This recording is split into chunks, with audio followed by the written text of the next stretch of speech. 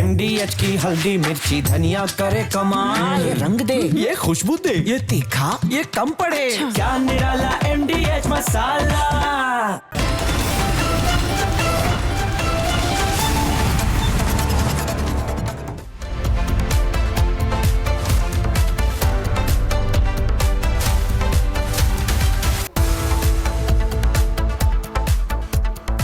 नमस्कार दर्शकों, मैं हूं आपके साथ प्रियंका शर्मा और आज पूछता है भारत ग्राउंड जीरो से कि क्या राहुल गांधी को उन तमाम सवालों के जवाब मिल गए हैं, उन तमाम सवालों के जवाब मिल गए हैं जो उन्होंने बीते दिन संसद में उठाए थे।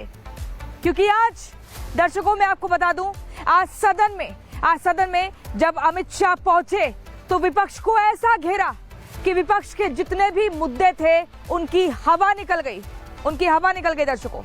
और मैं आपको बता दूं कि लगातार जो एक तस्वीर देखने को मिली है जिसमें अमित शाह ने राजीव गांधी से लेकर इंदिरा गांधी से लेकर सोनिया गांधी के दौर तक की ऐसी पोल खोल कर रख दी, ऐसी बातों का जिक्र किया कि राहुल गांधी तिलमिला गए। आखिर क्या बताया अमित शाह ने, हम दर्शकों आज आपको बताएंगे। ये पहली खबर है और किस बात पर लगातार राहुल गांधी और अमित शाह के बीच तीखी नोकझोंक होती रही।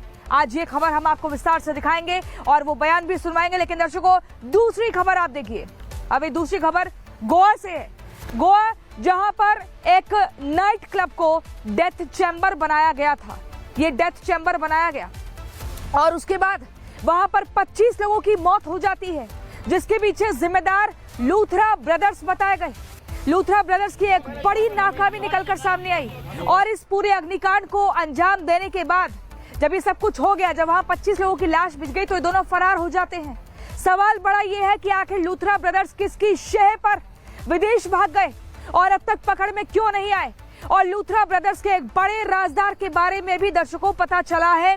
आज उस राजदार के बारे में भी हम आपको बताएंगे कि आखिर उसका क्या कनेक्शन है और कैसे वो पकड़ में आया। तीसरी बड़ी खबर जो हम आपको आज बताएंगे और वो खबर है पाकिस्तान से। पाकिस्तान जहां पर इमरान खान को लेकर सड़क पर आ गए थे लोग, उनके जितने समर्थक हैं, पीटीआई पार्टी के समर्थक। और वहां पर हुआ क्या, वहां पर ये कहा जा रहा है कि मुल्ला मुनीर ने ऐसा न जाने क्या कह दिया है पाकिस्तान की सेना और पुलिस को कि अब इमरान खान के साथ साथ उनकी बहनों को भी सताने का, परेशान करने का काम किया जा रहा है। जिसके बाद से रावलपिंडी की सड़कों पर संग्राम मच गया, लगातार हाहाकार मचा हुआ है। तो ये तीन बड़ी खबरें दर्शकों पूछता है भारत ग्राउंड जीरो से, एक एक हम करके हम दिखाएंगे आपको। लेकिन सबसे पहले आज की जो सबसे बड़ी खबर है, जहां हम मौजूद हैं, हम सीधा सदन के बाहर मौजूद हैं और वहीं सदन के भीतर आज संग्राम हुआ। वहां जो करारा एक जवाब दिया गया है, जिसके बाद विपक्ष 9-2-11 हो गया, इसको लेकर हम आपको बताएंगे दर्शकों। देखिए अमित शाह, देश के केंद्रीय गृह मंत्री, क्या हुआ था, अमित शाह पहुंचे सदन में चुनाव सुधार को लेकर बात रखने के लिए कि कैसे चुनाव सुधार पर सरकार का क्या पक्ष है, ऐसे में क्या कुछ प्रक्रिया होनी चाहिए, इसको लेकर बात रखने के लिए अमित शाह पहुंचे थे। लेकिन वहीं पर एसआईआर का मुद्दा लगातार विपक्ष उठा रहा था, इस पर हाहाकार मचा हुआ था और तब अमित शाह ने विपक्ष को ऐसा घेरा कि विपक्ष एकदम उसकी हालत खराब हो गई। वहां पर अमित शाह ने इंदिरा गांधी का दौर याद दिलाया, राजीव गांधी का दौर याद दिलाया, सोनिया गांधी का दौर याद दिलाया और उस दौर के दौरान जो खामियां थी उनको भी बताया। चुनाव, ये आपको बता दूं दर्शकों, राहुल गांधी ने 3 सवाल पूछे थे। वो 3 सवाल हम बता दें आपको क्या थे। वो ये थे कि चुनाव आयुक्त की नियुक्ति के वक्त सीजीआई को परमिशन क्यों नहीं मिली थी। दूसरा सवाल ये था कि आखिर दिसंबर 2023 में ये कानून क्यों बदला गया कि चुनाव आयुक्त पर कोई भी कानूनी कार्रवाई नहीं की जाएगी। तीसरा सवाल ये था कि चुनाव होने के बाद 45 दिन बाद का जो सीसीटीवी फुटेज है वो डिलीट क्यों किया गया। और उसके बाद अमित शाह ने हर एक सवाल का जवाब दिया जो बीते दिन पूछे गए थे और उसके बाद आज जो तस्वीर थी वो अलग थी दर्शकों। अमित शाह ने बताया कि मैं तय करूंगा, यानी कि वो खुद ये तय करेंगे कि कैसे उन्हें जवाब देना है, किन बातों का जवाब देना है और कैसे राहुल गांधी एकदम तिलमिला गए, क्योंकि एक एक बात का, एक एक सवाल का point two point Amit Shah ने जवाब दिया, जिसके बाद विपक्ष के पास कोई सवाल नहीं था। विपक्ष की हवा एकदम सवालों के मुद्दों की निकल गई है। ये रिपोर्ट देखिए।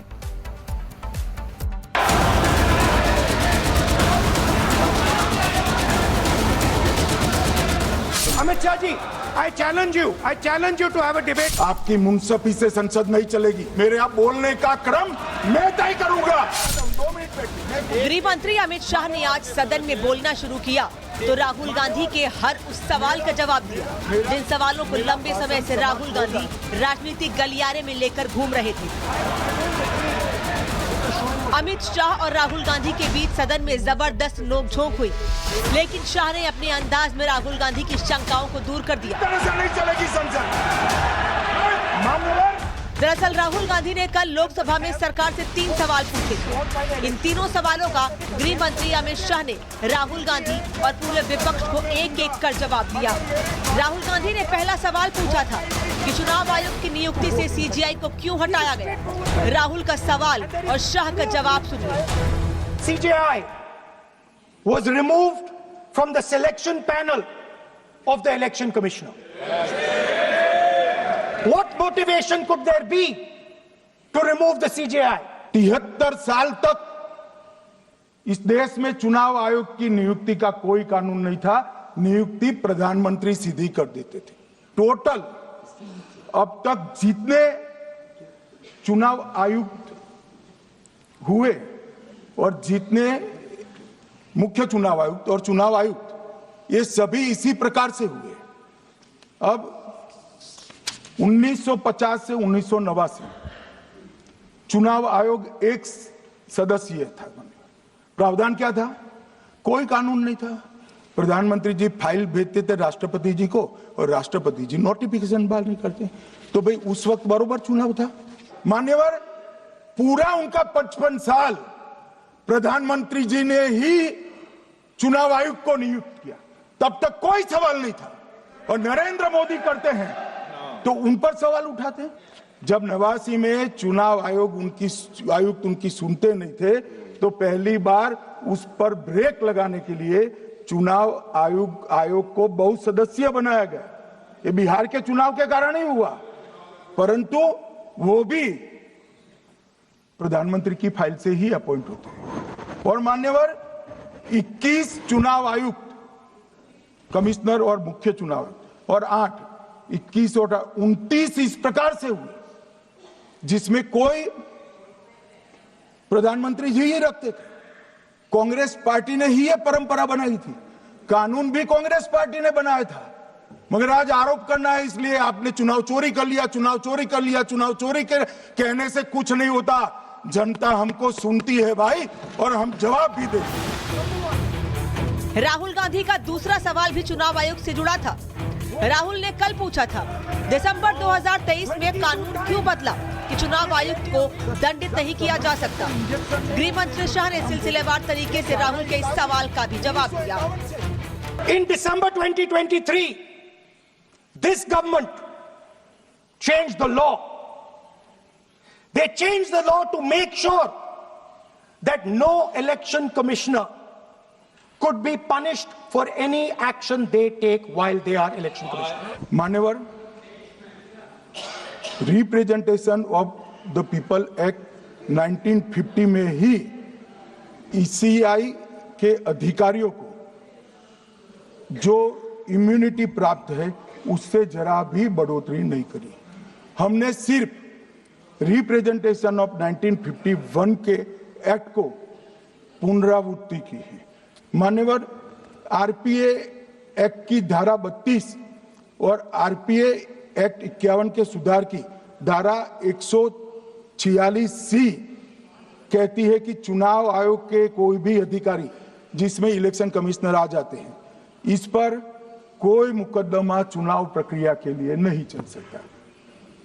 ये प्रावधान है मान्यवर, और वो प्रावधान को 23 के कानून में इसको भी हमने संरेखित किया है मान्यवर। इतने सारे वकीलों को राज्यसभा दे रखी है, भगवान जाने क्या करते हैं सर, अपने नेता को ब्रीफ भी नहीं करते। सदन में अमित शाह पूरी तैयारी के साथ आए थे। बात चुनाव सुधार पर होनी थी। अमित शाह ने वोट चोरी के आरोपों से लेकर ईवीएम तक हर मुद्दे पर धुआंधार तरीके से अपनी बात रखी। शाह ने राहुल गांधी के सीसीटीवी फुटेज डिलीट करने वाले तीसरे सवाल का जवाब भी आज दे दिया।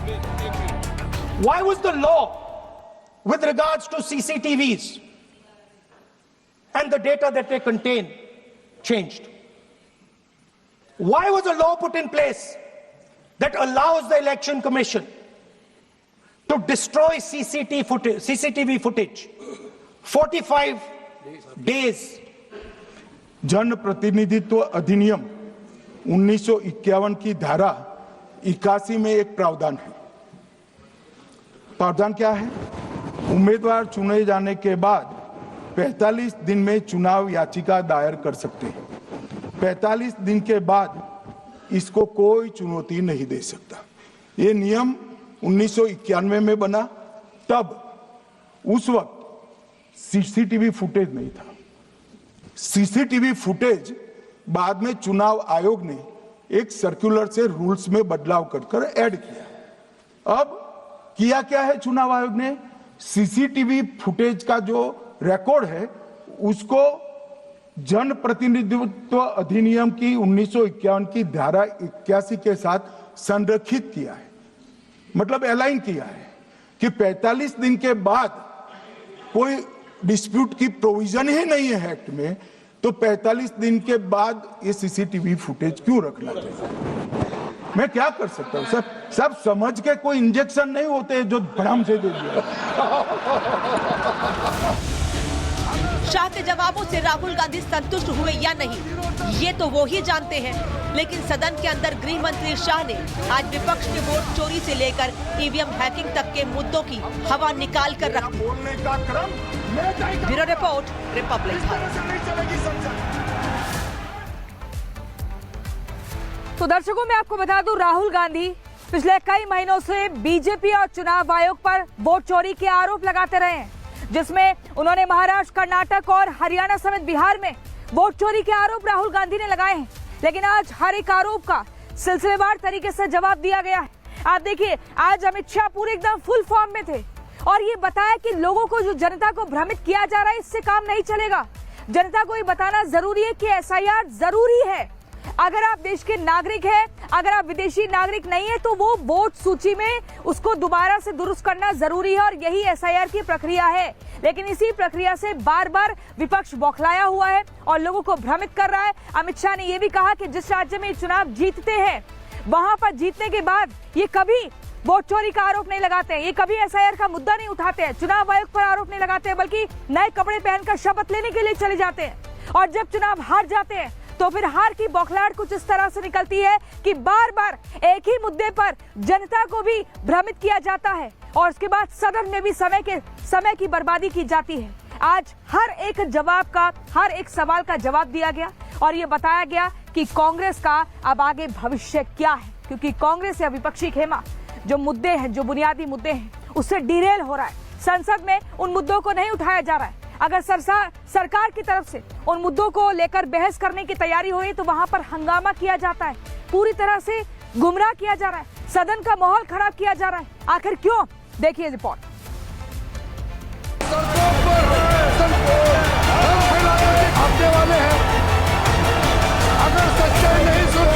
भाई, मतदाता सूची पुरानी हो या नहीं, आपका हारना तय है। Amit Shah ji, I challenge you to have a debate on the 3 press conferences.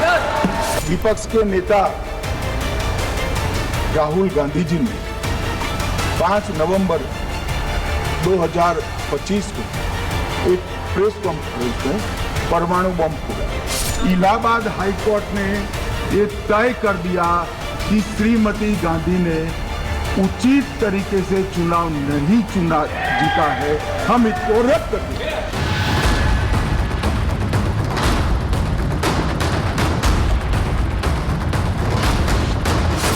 देश के 12 राज्यों और केंद्र शासित प्रदेशों में मतदाता सूची के शुद्धिकरण की प्रक्रिया जारी है। संसद में एसआईआर यानी स्पेशल इंसेंटिव रिवीजन को लेकर विपक्ष इन दिनों हंगामा कर रहा है। इस मुद्दे पर आज गृह मंत्री अमित शाह ने सदन में एसआईआर पर सवाल उठाने वाले नेताओं को जमकर धोया। एसआईआर क्या है? मतदाता सूची का सुधार करने की प्रक्रिया है और वो कर रहे हैं तो भी विरोध कर रहे हैं। पुरानी मतदाता सूची कर रहे हैं तो भी विरोध कर रहे हैं। भाई मतदाता सूची पुरानी हो या नहीं, आपका हारना तय है, ये मतदाता सूची से नहीं होता। अमित शाह ने दो टूक कहा कि चुनाव आयोग सरकार के अंडर काम नहीं करता है। विपक्ष का काम सिर्फ झूठ फैलाना रह गया है। घुसपैठिया देश का पीएम और सीएम तय नहीं कर सकते।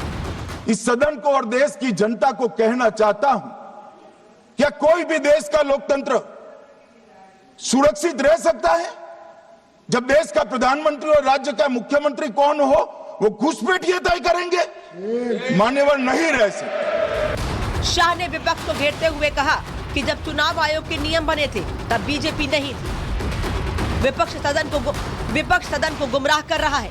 एक तरफा 4 महीने से झूठ फैलाया और देश की जनता को गुमराह करने का प्रयास किया। चुनाव आयोग का गठन, उसकी शक्तियां, चुनावी प्रक्रिया, मतदाता की परिभाषा और मतदाता सूची को तैयार करने और उसके सुधारने के लिए की शक्तियां, इसके बारे में स्पष्ट प्रावधान किए गए। और मान्यवर, बड़ी विनम्रता से मैं बताना चाहता हूं कि प्रावधान जब किए गए तब हमारी पार्टी बनी ही नहीं। दरअसल कल लोकसभा में विपक्ष के नेता राहुल गांधी ने संघ और बीजेपी पर जमकर हमला बोला था। राहुल गांधी ने संवैधानिक संस्थाओं पर भी प्रहार किया था। राहुल ने वोट चोरी और आरएसएस समेत कई मुद्दों पर बीजेपी को घेरा था, जिसका जवाब भी आज शाह ने सदन में दिया। विपक्ष के नेता राहुल गांधी जी ने 5 नवंबर 2025 को एक प्रेस कॉन्फ्रेंस में परमाणु बम फोड़ा। मैं 3 वोट चोरी की घटनाएं बताना चाहता हूं। सबसे पहली घटना हुई आजादी के बाद देश का प्रधानमंत्री तय करना था। तय कौन करना था? तो उस वक्त के जितने प्रांत थे इसके कांग्रेस के अध्यक्षों ने, उनके एक वोट से तय होना था। अब 28 वोट श्री सरदार पटेल को मिले और 2 वोट जवाहरलाल नेहरू जी को मिले।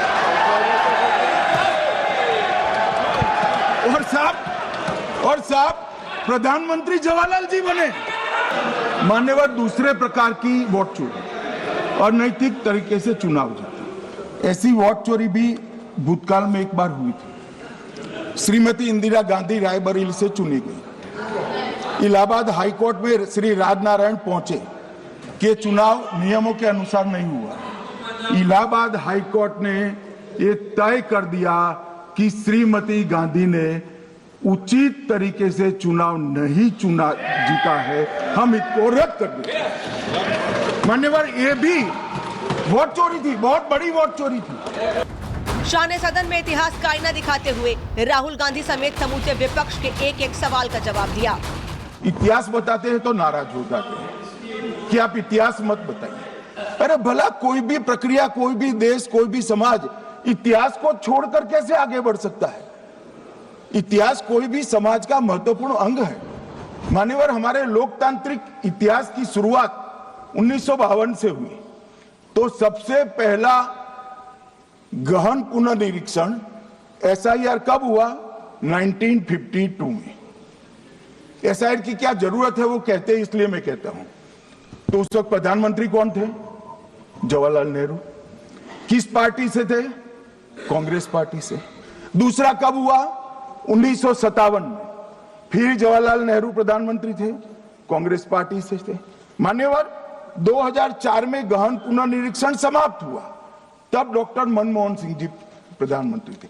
तो 2, 3, 4 का एक गहन पुनर्निरीक्षण हुआ, एसआईआर हुआ। उसमें 2 साल एनडीए के प्रधानमंत्री थे, भाजपा के थे, और 1 साल डॉक्टर मनमोहन सिंह। 2004 के बाद सीधा 2025 में गहन पुनर्निरीक्षण हो रहा है। बीजेपी राहुल गांधी पर हमलावर है। बीजेपी का आरोप है कि राहुल गांधी आरोप लगाते हैं और विदेश दौरे पर चले जाते हैं।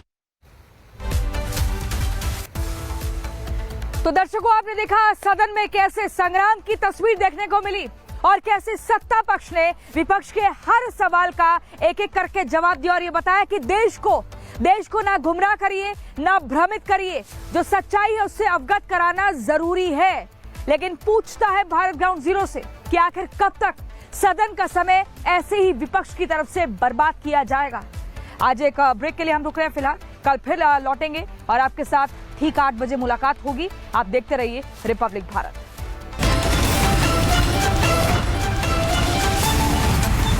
अब आया असली स्वाद। अब आया स्वाद। जब स्वाद के पड़े हो लाले तो MDH का चंकी चाट मसाला डालें। MDH का चंकी चाट मसाला। MDH